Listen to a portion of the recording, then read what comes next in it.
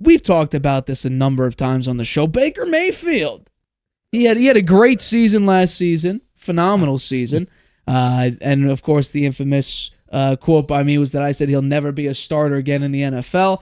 I was wrong, and not only was I wrong that he won't be another starter, he played phenomenally last season, and now he's looking to get paid again. After what I'm saying was disrespect at the very end of the Browns run, then being upsided by a horrible Panthers team and getting screwed over in that first game, I still think, in the revenge game, still think he got screwed over, to then joining the Bucs, I think getting humbled and being mature, and then playing his heart out, and then you also have Mike Evans having another 1,000-yard season, Chris Godwin playing well, and was able to win a playoff game while having the worst-ranked rushing attack in the NFL. And nearly making it to the NFC Championship game, if they played a little bit better earlier on against the Lions. Now he's seeking market value, reportedly.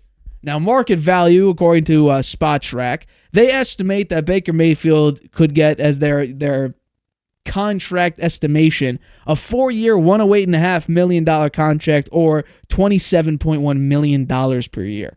I want to know, do you think Baker has earned market value, and what would you define as market value in today's day and age for quarterbacks?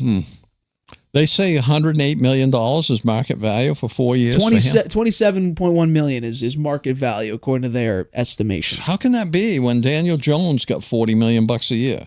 Huh?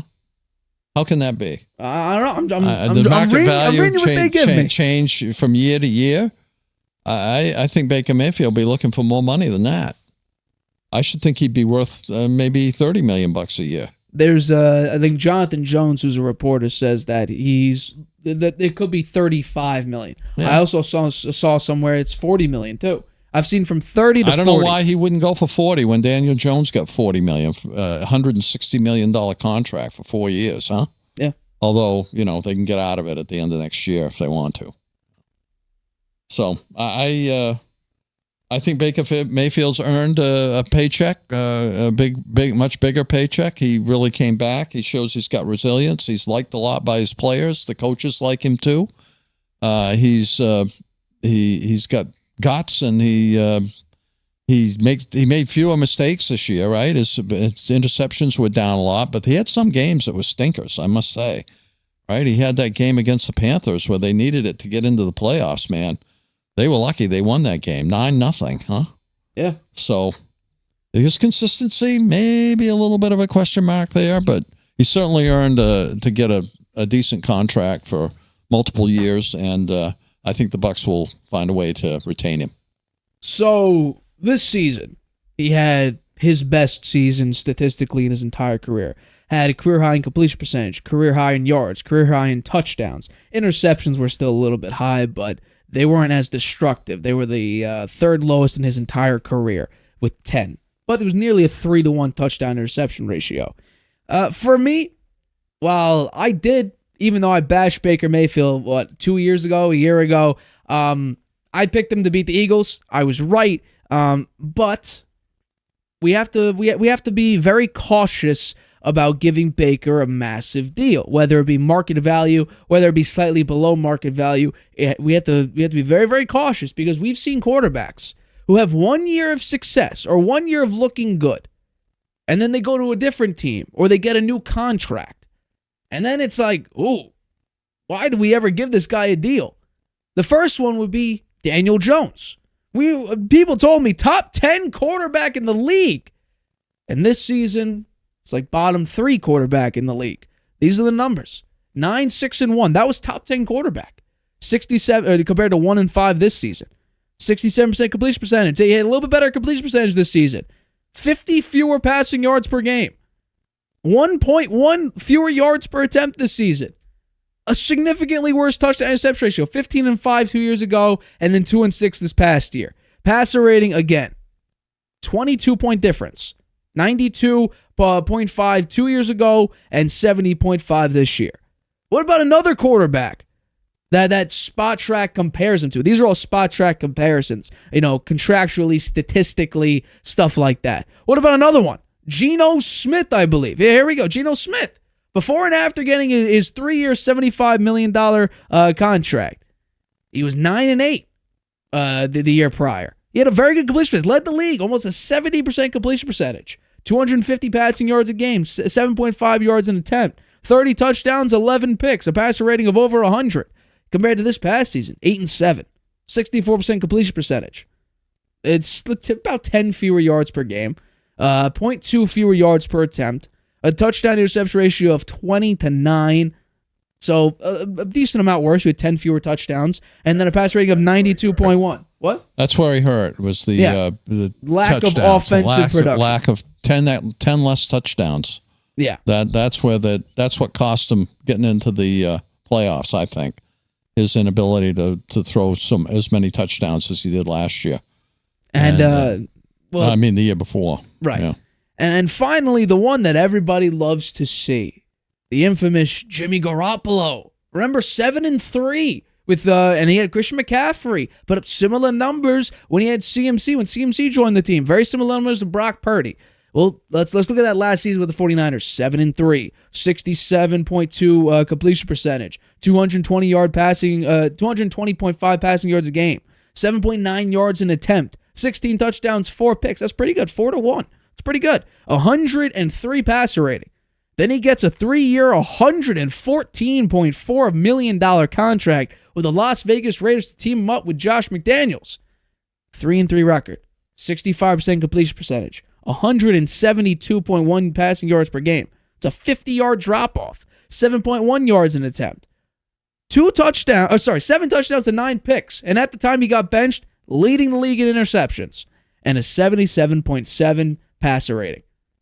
And mind you, he went from Deebo Samuel as his wide receiver one, who is very good, multifaceted, really good Swiss Army knife, to Devontae Adams, who people say is probably the best wide receiver in the league, or at least he was for a large part. I would give it to Justin Jefferson personally, but Devontae Adams for a large part of the past few seasons, especially with Rodgers, was considered the best receiver in the league. A number of these quarterbacks, like for instance, Geno Smith got a brand new wide receiver, JSN, who I thought should have gone to the Patriots. Didn't look that great. You had Daniel Jones, got a speedster wide receiver and a brand new tight end.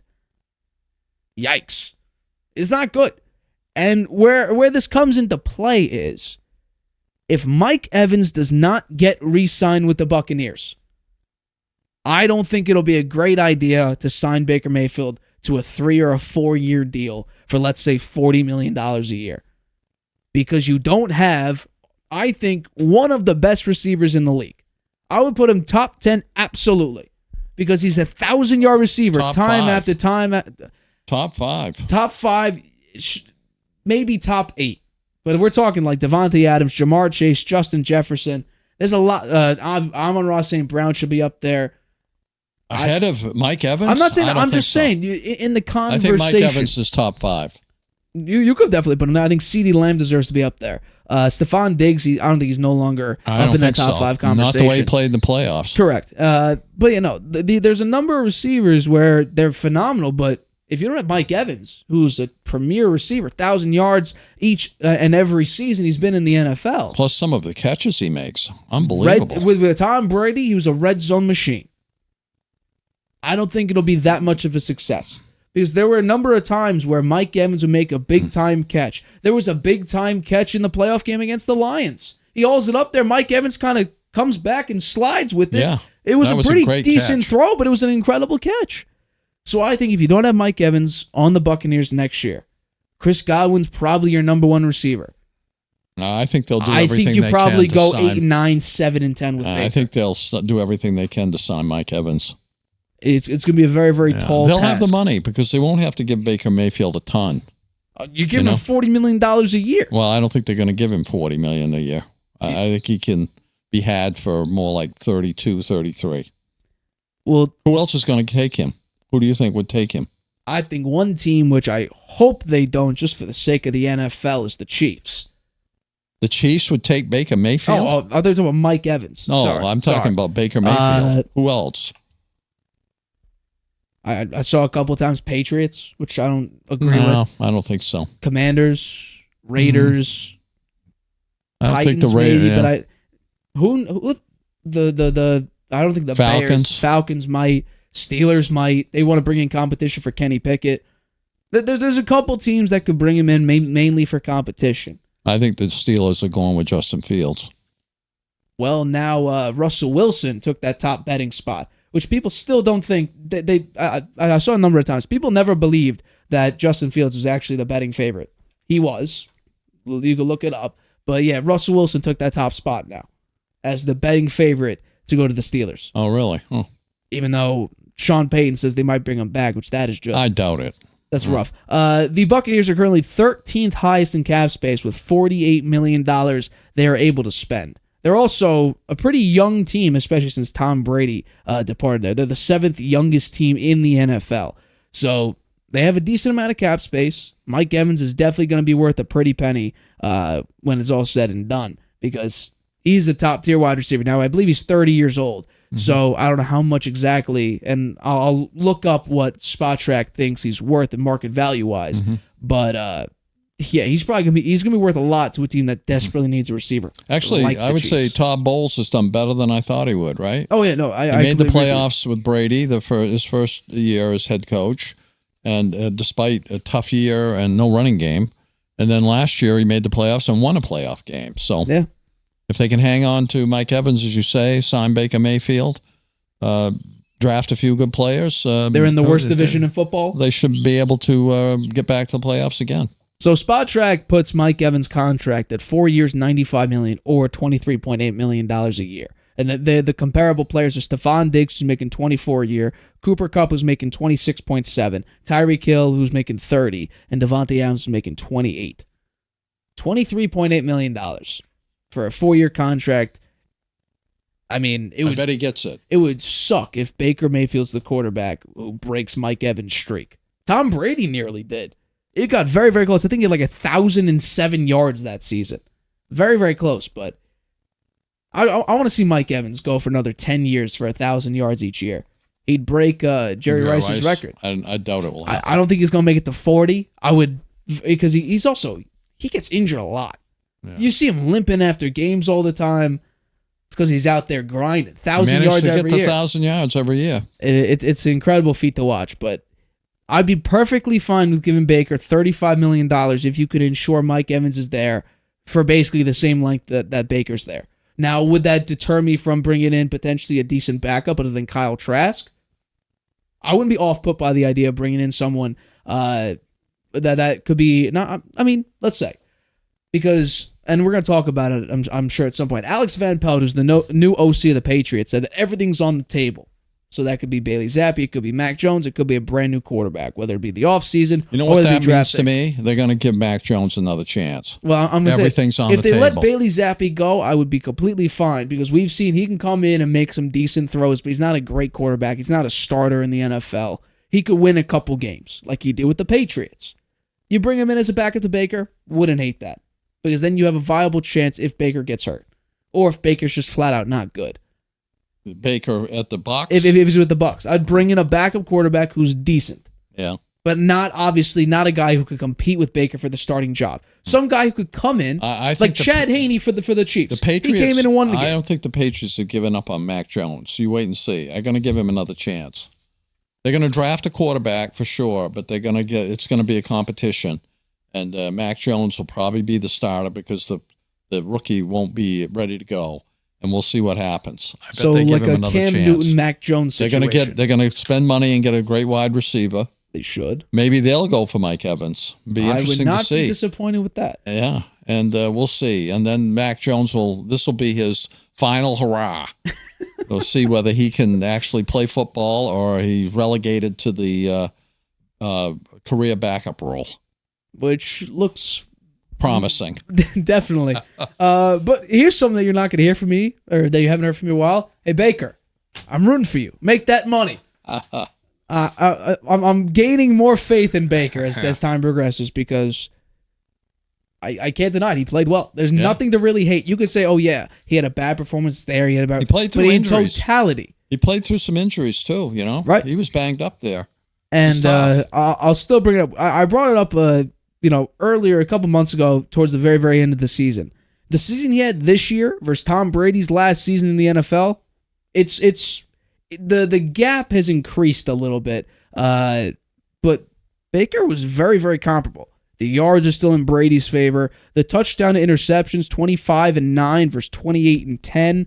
Completion percentage is 66 in favor of Tom Brady versus 64, but it's very, very close. So, and by the way, the Bucs got farther than this year's Buccaneers team got farther than Brady's last hurrah with the Bucs. So, good for Baker. I'm happy for him.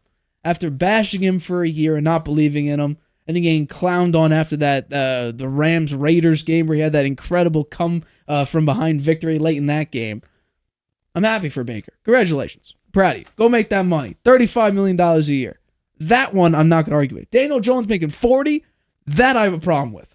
Hi, everybody. Thanks for watching. Make sure you subscribe here to get the latest from the show. Also, if you want to check out the full episode, make sure you click the I in the top right-hand corner right now. If you want to listen to this show anywhere you go, make sure you go to anchor.fm/The Harvey Hour or anywhere you get your podcasts.